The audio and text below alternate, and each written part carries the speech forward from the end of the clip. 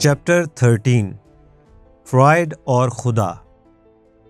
Sigmund Freud عرصہ حیات 1856 سے 1934 کے بعد علم نفسیات صرف اعصابی امراض کے علاج تک محدود نہ رہا، بلکہ انسان کی ہر کاوش کے پیچھے کارفرما نفسیاتی عوامل کا سائنسی تجزیہ کرنے کی اسے اہلیت حاصل ہو گئی۔ آئیے دیکھیں جدید علم نفسیات کا بابا آدم سیگمنٹ فرائڈ ہمیں اس تصور خدا کے بارے میں کیا بتاتا ہے جو قدیم ترین تہذیب انسان سے لے کر مفکروں، فلاسفروں، صوفیوں، حتیٰ کہ جدید ترین ماہرین طبیعیات کے شعور میں آسیب کی طرح پیچھا کر رہا ہے۔ فرائڈ 6 مئی 1856 کو چیکوسلواکیہ میں ایک یہودی اون فروش کے ہاں پیدا ہوا۔ اس کی ماں اس کے باپ جیکب فرائڈ کی تیسری بیوی تھی جو اپنے خاوند سے 20 سال چھوٹی تھی۔ فرائڈ بچپن سے ہی بے حد ذہین یعنی قبل از وقت نشو و نما یافتہ اور انتہائی سخت محنت کرنے والا شخص تھا۔ اس نے مذہب پر زندگی بھر عمل نہ کیا، بلکہ اسے کبھی گمان بھی نہ ہوا کہ وہ یہودی النسل ہے، تاہم اسے نازیوں کی یہودی دشمن تحریک کا نشانہ بننا پڑا۔ فرائڈ خود ایک بہت ہی مہذب آدمی تھا، لیکن وہ تہذیب کو جابرانہ خیال کرتا تھا۔ اس کے خیال میں تہذیب نے جبلتوں کی تسکین پر انسان کی برداشت سے زیادہ پابندیاں لگا دیں، جس کے رد عمل میں انسان کے اندر اعصابی علامتوں نے سر اٹھایا۔ چنانچہ فرائڈ کو ابتدائی انسان کے مطالعہ میں بڑی گہری دلچسپی تھی۔ وہ علم انسانی یعنی اینتھروپولوجی کے ان ماہرین پر تنقید کیا کرتا تھا جو آرام دہ کرسیوں پر بیٹھ کر اور میدانی کام یعنی فیلڈ ورک کیے بغیر محض نظریاتی یعنی تھیوریٹیکل موشگافیوں میں زندگی بسر کر دیتے ہیں۔ فرائڈ نے تمام مذہبی عقائد کو فریبانہ اور خیالی یعنی الیوزری قرار دے کر رد کر دیا۔ فرائڈ کا آخر دم تک یہ خیال رہا کہ تاریخ میں پیچھے جا کر اس اصلی واقعے یعنی ایکچول ایونٹ پر پہنچا جا سکتا ہے جہاں سے مذہب اور اخلاقیات کا آغاز ہوا تھا۔ اسے اس بات کا اعتراف تھا کہ مذہب کبھی کبھی اعصابی علامتوں یعنی سمٹمز کو دبانے میں بھی کردار ادا کرتا ہے، لیکن وہ سختی سے اس بات پر قائم رہا کہ مذہبی عقائد آرزو بھری پرفریب نظری یعنی وشفل ایلیوژن کے سوا کچھ نہیں۔ فرائڈ کے الفاظ میں قدیم انسان نے فطرت کی دہشت ناکیوں کا اپنے سر پر چڑھا بھوت اتارنا تھا۔ اس نے تقدیر کے بے رحم کھیل کے ساتھ مطابقت پیدا کرنی تھی، خاص طور پر تقدیر کا وہ ظالمانہ کھیل جو موت میں نظر آتا تھا۔ انسان کو ان مصائب کی تلافی کرنا تھی جو تہذیبی زندگی عمومی طور پر اس پر عائد کرتی جا رہی تھی۔ چنانچہ فرائڈ کا ایمان تھا کہ مذہب انسان کی بے بسی کے احساسات سے پیدا ہوا تھا اور دیوتاؤں یعنی خدا کا تصور اس کا ہی پرتو تھا۔ قدیم بالغ انسان کی زندگی زلزلوں سے لے کر بیماریوں تک ہر طرح کے خطرات سے دوچار تھی، جبکہ ایک بچے کی شکل میں وہ اور بھی بے بس تھا، لیکن اپنے باپ کو پہچانتا تھا، خواہ وہ اسے کتنا ہی مرغوب کن یعنی فارمیڈیبل دکھائی کیوں نہ دیتا ہو، کم از کم وہ اسے خطرات سے بچاتا تھا۔ فرائڈ لکھتا ہے، نوزائیدہ بچے کی بے بسی اور اس کی باپ کی خواہش میں مذہبی عقائد کی پیدائش کو اخذ کرنا مجھے مسلمہ اور غیر متنازع دکھائی دیتا ہے، چونکہ خوف کے احساسات صرف بچپن تک ہی محدود نہیں ہوتے۔ بالغ افراد بھی قسمت کی اعلیٰ تر قوت کے خوف میں مبتلا رہتے ہیں۔ میں بچے کی باپ کے تحفظ کی ضرورت سے زیادہ طاقتور ضرورت کا تصور نہیں کر سکتا۔ اس سے قبل فرائڈ ان خطرات کی اہمیت پر روشنی ڈال چکا تھا جو فرد کو اندر سے خوف زدہ رکھتی ہیں۔ اس سلسلے میں وہ آسیبی رسومات اور مذہبی اعمال یعنی پریکٹسز کے درمیان یکسانیت کو بیان کرتا ہے۔ اس کی نظر میں آسیبی رسومات اپنی انا کو تحفظ فراہم کرنے کا ذریعہ تھی، عبادت بھی یہی کردار ادا کرتی ہے۔ فرائڈ کے نزدیک مذہب تہذیب کے ایک جزو کے طور پر کچھ جبلی ابھاروں یعنی امپلسز کو دبانے اور ان کی نفس کشی کرنے کی بنیاد پر قائم ہے، تاہم یہ ہیجانات ایسے نہیں ہوتے جیسے اعصابی خلل میں جنسی جبلت لازمی طور پر ہوتی ہے۔ وہ ابھار سماجی طور پر ضرر رساں ہوتے ہیں لیکن مکمل طور پر جنسی عنصر سے خالی نہیں ہوتے۔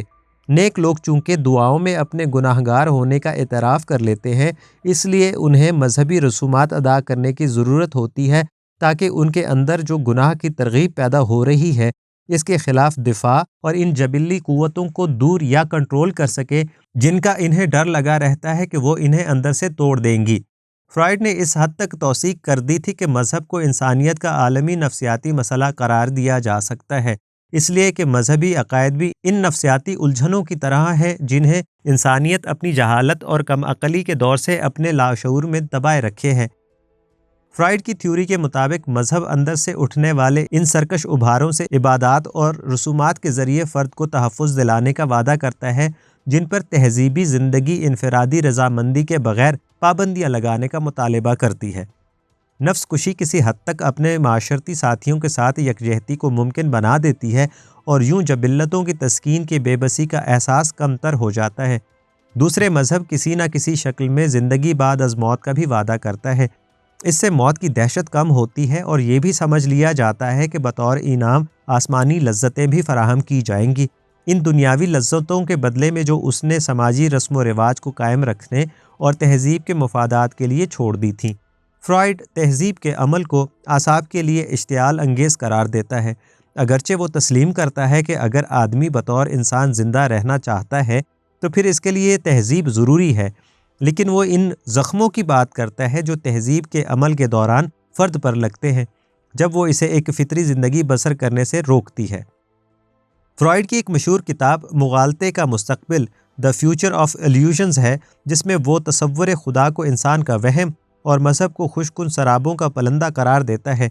کسی معاشرے میں مذہبی نظریات کو اتنی اہمیت اس لیے دی جاتی ہے کہ عقائد انسان کی جذباتی اور نفسیاتی ضرورتوں کو پورا کرتے ہیں۔ انسان جب کسی معاشرے میں پرورش پاتا ہے تو وہ ریاضی کے قانون 2+2=4 کی طرح مذہبی نظریات بھی وراثت میں پاتا ہے۔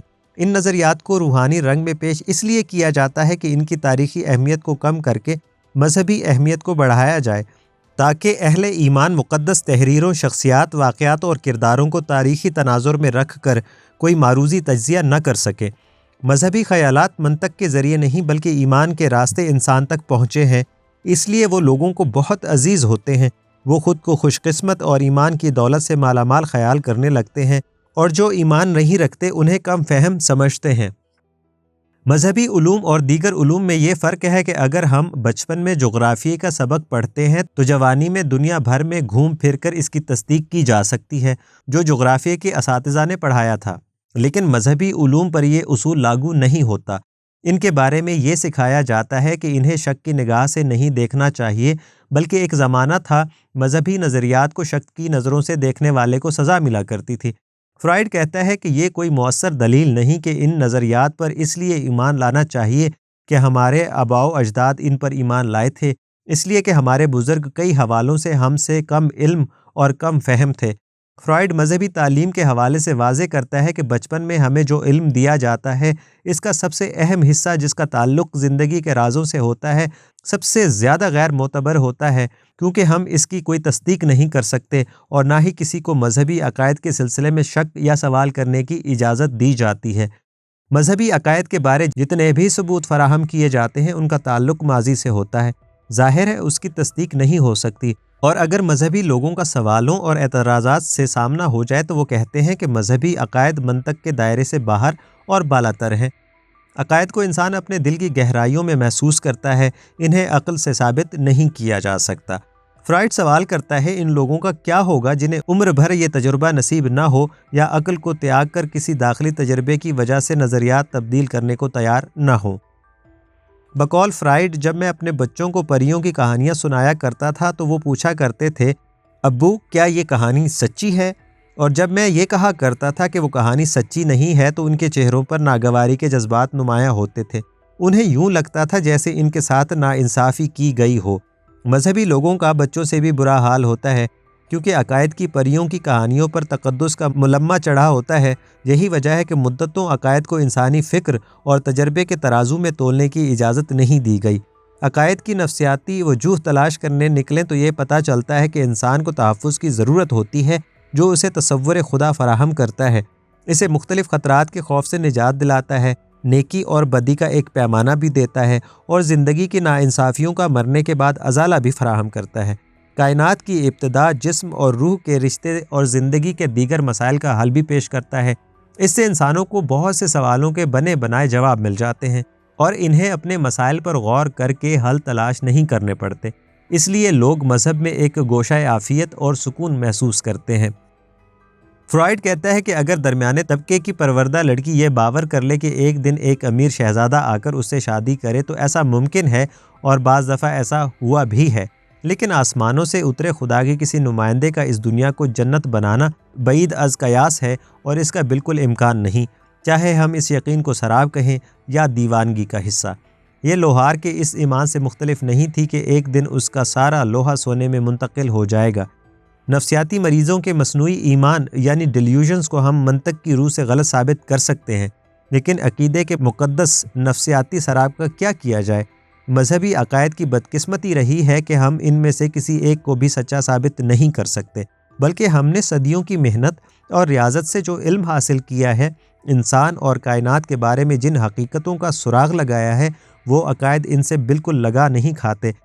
اگر سائنس آج بھی زندگی اور کائنات کے بارے کچھ سوالوں کے جواب نہیں دے سکتی، پھر بھی سائنسی نقطہ نظر وہ واحد معتبر طریقہ ہے جس سے ہم زندگی اور کائنات کے بارے میں حقائق اور بصیرتیں حاصل کر سکیں گے جن پر انسان متفق ہو سکیں۔ اپنی ذات کی گہرائیوں میں اتر کر اپنی شخصیت اور ذہن کے بارے میں جان سکتے ہیں، لیکن عالمگیر صداقتیں تلاش نہیں کر سکتے۔ گفتگو کے اس موڑ پر کوئی کہہ سکتا ہے کہ اگر مذہبی عقائد عقل اور دلیل سے ثابت نہیں ہوتے تو ان پر ایمان لانے میں کیا قباحت ہے؟ ان عقائد سے بہت سے دکھی اور غمزدہ دلوں کو ڈھارس بھی ملتی ہے۔ فرائڈ اس کے جواب میں کہتا ہے، جس طرح کسی شخص کو کسی بات یا عقیدے پر ایمان لانے پر مجبور نہیں کیا جا سکتا، اسی طرح ہم کسی کو ایمان نہ لانے پر بھی مجبور نہیں کر سکتے، لیکن انسان کو آزاد ہونا چاہیے کہ وہ اپنی ناقدانہ سوچ کو معطل نہ کرے اور اس قسم کی باتوں سے دھوکہ نہ کھائے۔ جہالت بہرحال جہالت ہے، چاہے اس کے حق میں کتنے ہی بچکانہ دلائل کیوں نہ پیش کیے جائیں۔ زندگی کے کسی اور شعبے میں کوئی شخص ایسی کمزور بنیادوں پر اپنی زندگی کے فیصلے نہ کرے گا، لیکن مذہبی عقائد کی بحث میں لوگ ہر قسم کے حقائق سے چشم پوشی اور بے ایمانی روا رکھتے ہیں۔ مذہبی لوگ خدا کا ایسا تجریدی تصور پیش کرتے ہیں جنہیں انہوں نے اپنے ذہنوں میں تخلیق کیا ہوتا ہے، اور پھر مصر ہوتے ہیں کہ انہوں نے حقیقت پالی ہے۔ تصور خدا انسان کی اپنی بے بسی اور مجبوری کے احساس کا نتیجہ ہے، لیکن یہی بے بسی اور مجبوری کی زمین خدا اور مذہب کے لیے بہت زرخیز ثابت ہوتی ہے۔ سوال یہ ہے کہ آخر وہ کون لوگ ہیں جنہوں نے ایسے عقائد کو جنم دیا؟ بات سمجھ میں آتی ہے کہ زندگی اور کائنات کا غیر منصفانہ نظام دیکھ کر انسان نے خواہش کی کہ کاش ایسا خدا ہو جو زندگی میں انصاف نافذ کرے، اور اگر اس دنیا میں نہیں تو اگلی دنیا میں انصاف کی فضا قائم کرے۔ لیکن یہ خیال ایک خواہش سے زیادہ اہمیت نہیں رکھتا۔ کاش ہمارے آباء و اجداد نے مذہبی عقائد میں پناہ لینے کی بجائے زندگی کی تلخ حقیقتوں کو قبول کرنے اور کائنات کے پیچیدہ مسائل کو حل کرنے کی کوشش کی ہوتی۔ فرائڈ کے سامنے یہ سوال رکھا گیا کہ انسانی تہذیب اور ثقافت کی عمارت مذہبی عقائد پر استوار ہے، اور اگر انسانوں کو یہ درس دیا گیا کہ نہ تو کوئی طاقتور اور منصف خدا اور نہ ہی کوئی روحانی دنیا موجود ہے اور نہ موت کے بعد زندگی کی کوئی حقیقت ہے، تو وہ تہذیب کی سب روایات، اقدار اور قوانین کو ماننے سے انکار کر دیں گے۔ طاقت کا ناجائز استعمال اور ظلم کا دورہ ہوگا۔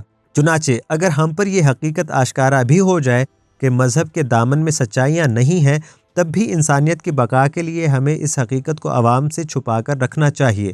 اگر ہم نے عوام سے ان کے عقائد چھین لیے تو بڑا ظلم ہوگا۔ ان گنت لوگ انہی بے ساکھیوں کے سہارے زندگی گزارتے ہیں۔ مزید برآں انسان کی بہت سی نفسیاتی اور جذباتی ضروریات کا سائنس کے پاس کوئی علاج نہیں، اور حیرانی کی بات یہ ہے کہ وہ ماہر نفسیات جو ساری عمر یہ ثابت کرنے کی کوشش کرتا ہے کہ انسانی اعمال اور زندگی کے محرکات کا تعلق عقل سے کم اور جبلتوں اور خواہشات سے زیادہ ہے، آج انسانیت کو ان کی جذباتی خواہشات کی تسکین سے روک رہا ہے اور عقل کا ایسا درس دے رہا ہے جو انسانی تہذیب کی بقا کے لیے نہایت مضر ہے۔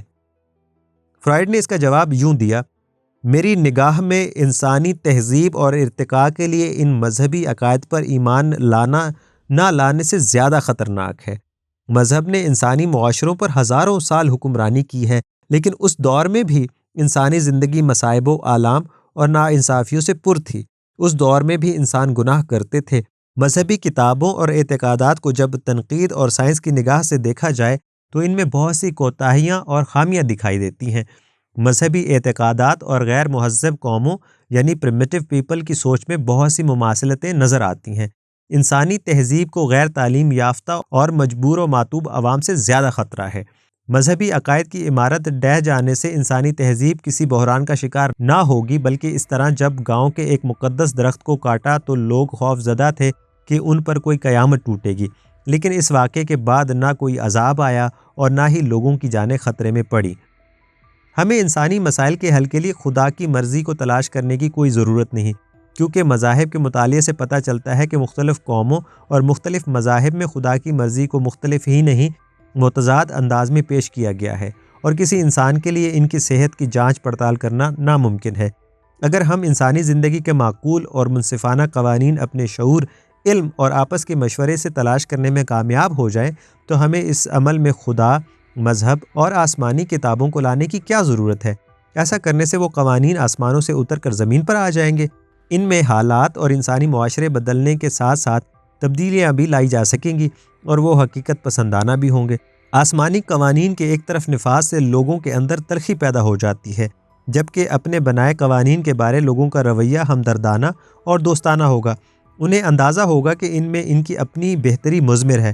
چنانچہ ہم قوانین کو خدا کے ساتھ منسوب کرنا چھوڑ دیں اور اس درمیانی کڑی سے نجات حاصل کر لیں تو ہم ارتقاء کے سفر کو ایک قدم آگے بڑھائیں گے۔ تاریخ کے مطالعے اور نفسیاتی سائنس نے ہم پر یہ اجاگر کر دیا ہے کہ مذہبی عقائد پر ایمان لانے میں لاشعوری محرکات نے اہم کردار ادا کیا ہے، اور وہ مرحلہ آ گیا ہے کہ ہم ان لاشعوری عوامل کی بجائے اپنے شعور اور عقل پر زیادہ انحصار کریں۔ جس طرح ایک ذہنی مریض اپنی الجھنوں کی تفہیم کے بعد اپنا نقطۂ نظر اور لاہ عمل بدلتا ہے اور زندگی کے فیصلے عقل و دانش کی بنیادوں پر کرتا ہے، مذہبی عقائد اور نظریات صدیوں کے سفر کے بعد اتنے گرد و غبار سے اٹ گئے ہیں کہ ان میں سے حق اور سچ تلاش کرنا مشکل ہو گیا ہے۔ پرانے زمانے میں انسان کا شعور بچوں جیسا تھا، ان کے ساتھ استعاروں کی زبان استعمال ہوتی تھی، لیکن آج انسان کا شعور بالغ ہو چکا ہے۔ اگر آج ہم اس کے ساتھ زندگی اور دنیا کے بارے میں مذہب کی استعاراتی زبان میں بات کریں تو سائنس جب انہیں حقیقتیں بتائے گی تو لوگوں کا یہ گمان کرنا لازم ہے کہ مذہب کے نام پر ان سے جھوٹ بولا گیا ہے۔ بالکل ایسے ہی جیسے کوئی بچہ پوچھے کہ نوزائیدہ کہاں سے آتے ہیں تو ہم کہتے ہیں کہ وہ آسمانوں سے اترتے ہیں اور انہیں پرندے لے کر آتے ہیں، لیکن اس بچے کو بڑے ہو کر حقیقت کا ادراک ہوتا ہے تو وہ یہ سمجھتے ہیں کہ انہیں والدین نے دھوکہ دیا تھا۔ اب ہم جان گئے ہیں کہ بچوں سے استعاراتی زبان میں بات کرنے سے بہتر ہے ہم ان کی عقل کے مطابق انہیں زندگی کی حقیقتوں کے بارے میں بتائیں۔ یہی صورتحال مذہبی عقائد کو ماننے والے انسانوں کی بھی ہے۔ ایمان رکھنے والا اپنے عقائد سے عقل کی بجائے جذبات سے جڑا ہوتا ہے، لیکن ہمارے ارد گرد بہت سے لوگ ایسے ہیں جنہوں نے معاشرے کے خوف سے مذہبی روایات کو زندگی کے دیگر تلخ حقیقتوں کی طرح قبول کر رکھا ہے۔ میرے خیال میں انسانوں کے عقل اور شعور کو قبول نہ کرنے کا عمل اس مذہبی تربیت کا حصہ ہے جو انسانوں کو بچپن سے دی جاتی ہے۔ ہم بچوں کو اتنی چھوٹی سی عمر میں خدا، مذہب اور حیات بعد الموت کے بارے تصورات سکھاتے ہیں جب ان کی عقل انہیں سمجھنے سے قاصر ہوتی ہے، اور وہ انہیں بلا سوچے سمجھے قبول کرنے پر مجبور ہوتے ہیں۔ میری نگاہ میں ہم اپنے بچوں کے ساتھ دو طرح کی ناانصافیاں کرتے ہیں۔ ہم انہیں انسانی زندگی کے جنسی پہلو کی صحیح تعلیم سے محروم رکھتے ہیں اور انہیں مذہب کی غیر ضروری تعلیم دیتے رہتے ہیں۔ ایسی تربیت سے بچوں کا ذہن اور شخصیت اس حد تک متاثر ہوتے ہیں کہ جوانی کے بعد بھی ان میں سے بہت سے اس تعلیم و تربیت کے مضر اثرات سے پیچھا نہیں چھڑا سکتے۔ وہ ہمیشہ جہنم کی آگ سے ہی ڈرتے رہتے ہیں اور عقل و شعور استعمال نہیں کرتے۔ فہم و فراست کے استعمال کے بغیر ہم کیسے امید رکھ سکتے ہیں کہ انسان اپنی بلوغت تک پہنچیں گے؟ اگر کسی انسان کا بچپن جنسی اور مذہبی پابندیوں سے داغدار ہو تو اس کے ایک صحت مند زندگی گزارنے کے امکانات اور بھی کم ہو جاتے ہیں۔ میرا خیال ہے کہ ہمیں بہتر مستقبل کے خواب دیکھنے چاہیے اور انہیں شرمندہ تعبیر کرنے کے لیے جد و جہد کرنی چاہیے۔ ایسا مستقبل جس میں انسانی بچوں کو غیر ضروری تعلیم نہ دی جائے گی اور وہ اپنی عقل کا پورا استعمال کر سکیں گے۔ مجھے اس بات سے اختلاف ہے کہ انسان مذہبی سراب کے بغیر زندگی کے مسائل اور حقیقتوں سے نبرد آزما نہیں ہو سکتے۔ جن لوگوں کی پرورش صحت مندانہ آزاد ماحول میں ہوگی وہ زندگی کے حقائق کی آنکھوں میں آنکھیں ڈال کر دیکھ سکتے ہیں۔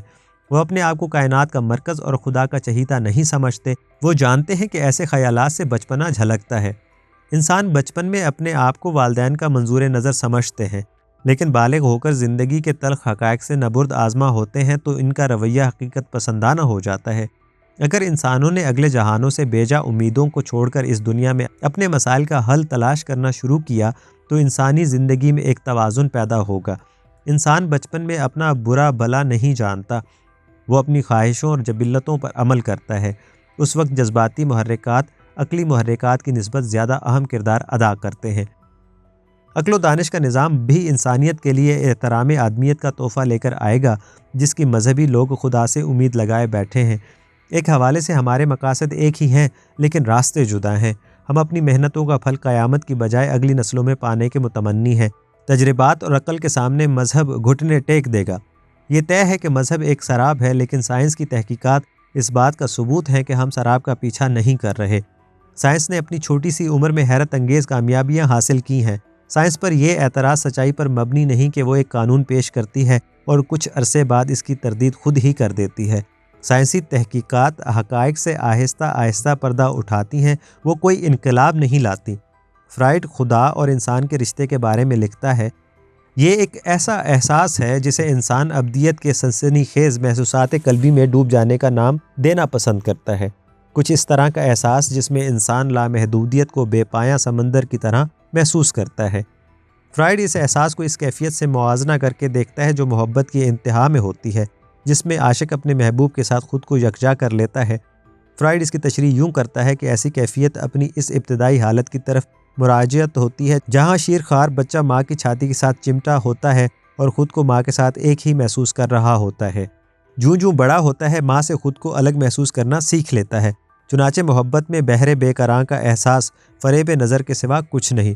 فرائڈ محبت کی حالت کو بھی پاگل پن کی ہی ایک قسم سمجھتا ہے۔ یہی وجہ ہے کہ انسان جیسے جیسے علمی بلوغت کی طرف بڑھ رہا ہے اس کا خود پر اعتماد بھی زیادہ ہو رہا ہے۔ کائنات بھی اس کی نظروں کے سامنے شفاف ہوتی جا رہی ہے۔ چنانچہ خوف کے سائے تلے تصور خدا کے ساتھ چمٹے رہنے کی ضرورت کا جواز باقی نہیں رہا۔ اب انسان کو کسی ذہنی تحفظ کی ضرورت نہیں، وہ اس کائنات کی آنکھوں میں آنکھیں ڈال کر بات کر سکتا ہے۔ اینتھنی اسٹار فرائڈ سے اختلاف کرتے ہوئے کہتا ہے کہ فریب نظری کا مرتکب اور خوش آئند مغالطوں کا شکار کوئی بھی ہو سکتا ہے، کیونکہ وجد یعنی وہ عصبی حالت جس میں ذہن سوائے ایک خیال کے بالکل خالی ہوتا ہے، جیسی انتہائی انبساطی حالت یعنی ایکسٹیسی کے تجربے سے صرف صوفی ہی نہیں گزرتے بلکہ آرٹسٹوں سے لے کر محققین اور سائنسدانوں تک کو ایسے لمحات پیش آتے ہیں جو ان کی زندگی میں اتنا گہرا اثر چھوڑ جاتے ہیں کہ دنیاوی زندگی کے بارے ان کی سوچ میں مکمل اور مستقل نوعیت کی تبدیلی واقع ہو جاتی ہے۔ لہٰذا ایسے وجدانی تجربات و احساسات کو نہ ہی مکمل طور پر مذہبی معنوں میں لیا جا سکتا ہے اور نہ ہی انہیں مکمل طور پر فریبانہ قرار دے کر رد کیا جا سکتا ہے۔ فرائڈ مزید برآں اپنی مذکورہ کتاب میں یہ خیال پیش کرتا ہے کہ مستقبل بعید میں عقل و دانش بالآخر اپنا لوہا منوا لے گی اور مذہبی عقائد ترک کر دیے جائیں گے۔ فرائڈ کے ان الفاظ میں ہم جتنی بار اصرار کر لیں کہ جبلتوں کے مقابلے میں انسان کی دانش یعنی انٹلیکٹ بے بس ہے، اور شاید ہم یہ کہنے میں حق بجانب ہوں، تاہم اس کمزوری کا ایک بڑا عجیب پہلو بھی ہے۔ گو عقل کی آواز نرم خو ہوتی ہے، لیکن یہ اس وقت تک آرام سے نہیں بیٹھتی جب تک سماعتوں کو اپنی طرف مائل نہیں کر لیتی۔ یعنی جہالت کی گھن گرج سے علم کو کہاں تک دبایا جائے گا؟ واہمہ کھلی حقیقتوں سے کب تک آنکھ چرائے گا؟ پسماندہ فکر ترقی کے عمل کو سست تو کر سکتی ہے لیکن اسے شکست نہیں دے سکتی۔ فرائڈ انٹلیکٹ کو سائنس کے مساوی قرار دیتا ہے۔ مذکورہ کتاب سے فرائڈ کا مشہور عام فقرہ پیش خدمت ہے، نہیں، ہماری سائنس کوئی سراب نہیں، البتہ یہ فرض کرنا سراب ہوگا کہ جو سائنس ہم کو نہیں دے سکتی ہم کہیں اور سے حاصل کر سکتے ہیں۔ No, our science is no illusion, but an illusion it would be to suppose that what science cannot give us we can get elsewhere۔ آج کے جدید انسان کا یہ ہے وہ شاندار اعلان جس میں وہ اپنے زمانہ بچپن کے تمام تصورانہ نظام ہائے عقائد کو دفن کر دیتا ہے کہ اب اس کے پاس علم کی اتنی روشنی اور ٹیکنالوجی کی اتنی قوت میسر آ چکی ہے کہ اسے مزید اوہام کے سہارے زندہ رہنے کی کوئی ضرورت نہیں۔ فرائڈ جب مذہبی خدا کی بات کرتا ہے تو اس کی طرف وہ ہمیشہ تمہارا خدا یا روایتی عقیدے کا خدا کہہ کر اشارہ کیا کرتا تھا، تو اس کا مطلب صدائے عقل، دا وائس آف ریزننگ ہوا کرتا تھا۔ فرائڈ نے ہمارے اور تمہارے خدا میں امتیاز کر کے مذہبی اور سائنسی فکر کے تضاد کو واضح کر دیا ہے۔ روایتی تصور خدا کو کتنا بھی پالش کرنے کی کوشش کی جائے، اس کے ساتھ وابستہ دیگر عقائد عقل سے براہ راست ٹکراتے رہیں گے۔ اسی لیے مذہبی حلقوں کا اصرار رہتا ہے کہ خدا کے معاملے میں زیادہ عقل سے نہیں سوچنا چاہیے۔ اس طرح وہ بالواسطہ اپنے کمزور موقف کو تسلیم کرتے ہیں کہ روایتی تصور خدا صرف اندھے عقیدے سے ہی قائم رہ سکتا ہے۔ انہیں پتہ نہیں چلتا کہ اس سے خالق کائنات کی عجیب تصویر بنتی ہے کہ وہ اپنے ہی بنائے ہوئے سوچنے سمجھنے والے اعلیٰ عقل کا سامنا کرنے سے گریزاں ہے اور انسانوں کے ادراک میں بذریعہ عقل اترنے کی بجائے ان کے اندر وہم بن کر جاگزیں ہونے کو زیادہ پسند کرتا ہے۔ فرائڈ نے عقل کی آواز کو ہمارا خدا کہہ کر اس بات کی اہمیت کو اجاگر کیا ہے کہ آج خدا کے معنی بدلنے کی ضرورت ہے۔ زمانہ جاہلیت کے ہزاروں سال پہلے والے قدیم انسان کا بنایا تصور خدا اس علم کی توہین ہے جسے انسان نے اپنے ہزاروں سال کے تہذیبی اور ثقافتی سفر میں اپنی گہری مغز ماری اور تجربوں سے اکٹھا کیا ہے۔ فرائڈ کا شمار ان مفکروں میں ہوتا ہے جنہوں نے 20ویں صدی کے انسانی نقطۂ نظر میں انقلاب برپا کر دیا تھا۔ ڈارون نے واضح کیا تھا کہ انسان خدا کی کوئی خصوصی مخلوق نہیں بلکہ وہ صرف حیوانیت سے قدرتی طور پر نشو و نما پا کر انسانی سطح تک پہنچا ہے، جبکہ فرائڈ نے انسان کو خود اپنے بارے خوش فہمی پر مزید ضرب لگاتے ہوئے کہا کہ انسان اپنے دماغی گھر یعنی مینٹل ہاؤس میں اتنا مالک و مختار نہیں ہے جتنا فرض کیا جاتا ہے۔ فرائڈ نے زور دے کر کہا کہ انسان کے فلسفہ و آرٹ میں اعلیٰ ترین کارنامے محض فروتر جبلی ابھاروں کی لطیف اور برتر شکلیں ہیں۔ اس طرح فرائڈ نے معاشرے میں نیکی، ایثار، اخلاص کے پتلوں کا تجزیہ کرتے ہوئے کہا کہ ان کے پیچھے بھی جنسی لذت عطا کرنے والی خود اذیتی یعنی میسوچسٹک سیلف پنشمنٹ اور اپنے سرپرستانہ جذبے کو پوشیدہ کرنے جیسے نفسیاتی عوامل ہوتے ہیں۔ فرائڈ بے باک اور تبعزاد یعنی اوریجنل مفکر تھا اور اسے یقین تھا کہ وہ انسانوں کے بارے صداقت کے نئے پہلوؤں کو جان گیا ہے۔ مذہبی لوگوں کو بڑی آسانی حاصل ہوتی ہے، انہیں تیار یعنی ریڈی میڈ صداقت مل جاتی ہے، جہاں کسی کھوج، تفتیش اور سچائی کے حصول کی تڑپ کی ضرورت نہیں ہوتی، جبکہ سیکولر نقطۂ نظر کے حامل افراد کو اپنی صداقت کی پیاس بجھانے کے لیے زبردست شوق، جذبے اور جد و جہد سے گزرنا پڑتا ہے۔ فرائڈ کے موت کے حوالے سے بھی خیالات قابل توجہ ہیں۔ موت تصور خدا کے پیدا کرنے میں ایک بڑا طاقتور عنصر رہا ہے۔ بعد از فرائڈ موت کو موت کی جبلت کہا جانے لگا۔ اصول نروان کا کہنا ہے کہ کسی بھی جسم حیوانی یعنی آرگنزم کی پہم کوشش ہوتی ہے اس مقام تک پہنچنے کی جہاں کوئی بھی محرک یعنی سٹیمولی اندر یا باہر سے اس کے ابدی سکون میں مخل نہ ہو سکے۔ فرائڈ کے الفاظ میں ہم دو بنیادی جبلتوں کو ہی اس وقت فرض کرتے ہیں، ایک محبت یعنی زندگی کی جبلت ایروس اور دوسری تباہی کی جبلت۔ اول ذکر جبلت کا مقصد عظیم تر اتحادوں یعنی یونٹیز کو قائم کرنا اور انہیں محفوظ رکھنا ہوتا ہے، یعنی اس کا کام باہم جوڑنا ہے۔ اس کے برعکس دوسری جبلت کا نصب العین رشتوں کو توڑ کر چیزوں کو تباہ کرنا ہوتا ہے۔ تباہی کی جبلت کا بالآخر مطمع نظر جاندار چیز کو پھر غیر نامیاتی حالت یعنی ان آرگینک سٹیٹ میں لے آنا ہے۔ اسی سبب سے ہم اسے موت کی جبلت کہتے ہیں، یعنی زندگی کیا ہے عناصر میں ظہور ترتیب، موت کیا ہے انہی اجزاء کا پریشاں ہونا۔ اجزاء کے درمیان ترتیب و پریشانی، زندگی اور موت کا مستقل عمل جو اس کائنات میں جاری و ساری ہے، وہ مادے کی خود اپنی فطرت میں شامل ہے، نہ کہ کسی خارجی شعور کی مرضی و منشا کا محتاج۔ تو پھر روح کیا ہے؟ انسان جو اپنے اندر میں محسوس کرتا ہے وہ کدھر سے آتی ہے اور کدھر کو جاتی ہے؟ مذہب نے ہزاروں سال تک اس سوال کا خوب استحصال کیا ہے اور تصور خدا کی ساری عمارت زندگی اور موت کے علم کی لا علمی یعنی اگنورنس پر تعمیر کی۔ فرائڈ کے مطابق میں شعور کی نمائندگی کرتا ہے۔ انسان کی میں اور روح کا احساس اصلاً سطح جسم کی حس یعنی سنسیشن سے پکتا ہے، چنانچہ میں اور روح کا احساس کا انحصار خود اپنے ہی جسم کو بطور الگ ہستی کے متصور کرنے پر ہے۔ Ego originally derived from sensation, springing from the surface of the body. The sense of I depends upon the perception of one's own body as a separate entity. جس کی وجہ سے انا تیسری اور خارجی دنیا کے درمیان میں ثالث انٹرمیڈیری کا کردار ادا کرنا شروع کر دیتی ہے۔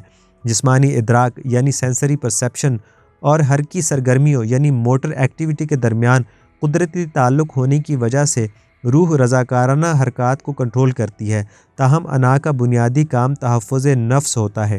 مختصراً انسانی ذہن کا سائنسدان سیگمنڈ فرائڈ مذہب کو فریب نظر قرار دے کر اسے مسترد کرتا ہے، تاہم وہ کسی ایسی منظم کوشش کی ضرورت کا قائل تھا جو جدید علم کی روشنی میں اس کائنات کے بارے کوئی مربوط مفہوم اجاگر کرے۔